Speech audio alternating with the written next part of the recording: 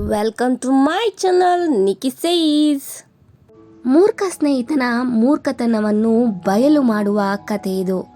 ತಪ್ಪು ಜಾಗದಲ್ಲಿ ಇಟ್ಟ ನಂಬಿಕೆ ಎಷ್ಟು ಅಪಾಯಕಾರಿ ಅಂತ ಜನರಿಗೆ ಅರ್ಥ ಆಗೋದಿಲ್ಲ ಅನ್ಸುತ್ತೆ. ಒಂದು ಕಾಲದಲ್ಲಿ ಕೋತಿಯನ್ನ ಬಹಳ ಪ್ರೀತಿಸುವ ಒಬ್ಬ ರಾಜ ಇದ್ದ. ಅವುಗಳನ್ನು ಸಾಕು ಪ್ರಾಣಿಗಳಿಗಿಂತ ಹೆಚ್ಚಾಗಿ ನೋಡಿಕೊಳ್ಳುತ್ತಿದ್ದ. ಒಂದು ಕೋತಿಯು ಅವನಿಗೆ ವೈಯಕ್ತಿಕ ಸೇವಕನಂತೆ ಇರುತ್ತಿತ್ತು. ಆ ಕೋತಿ ಮನುಷ್ಯನಷ್ಟೇ ಬುದ್ಧಿವಂತ ಅಂತ ರಾಜ ಭಾವಿಸಿದ್ದ. ಒಂದು ದಿನ ಬೇಟೆಯಿಂದ ಹಿಂತಿರುಗಿದ ರಾಜನಿಗೆ ತುಂಬ ಆಯಾಸ ಆಗಿತ್ತು. ಯಾರೂ ತನ್ನ ನಿದ್ದೆಗೆ ಭಂಗ ತರಬಾರದು ಅಂತ ಆ ಕೋತಿಗೆ ತನ್ನನ್ನು ಕಾಯಲು ಹೇಳಿ ಮಲಗಿದ. ಕೋತಿ ಕತ್ತಿಯೊಂದನ್ನು ಹಿಡಿದುಕೊಂಡು ಮಲಗಿದ ರಾಜನ ಪಕ್ಕದಲ್ಲಿ ಕುಳಿತಿತ್ತು. ಸ್ವಲ್ಪ ಹೊತ್ತಿನಲ್ಲಿ ಒಂದು ನೊಣ ರಾಜನ ಮುಖದ ಮೇಲೆ ಬಂದು ಕುಳಿತಿತ್ತು. ಕೋತಿ ಅದನ್ನು ಓಡಿಸಲು ಪ್ರಯತ್ನಿಸಿತು.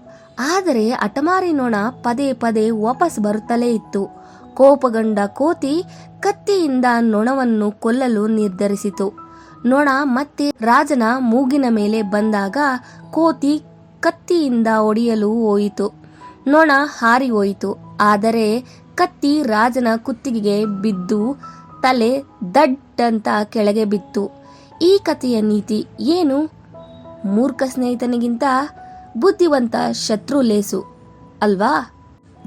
ಲೈಕ್ ಮಾಡಿ, ಶೇರ್ ಮಾಡಿ, ಕಮೆಂಟ್ ಮಾಡಿ. Thank you for watching this video and keep watching.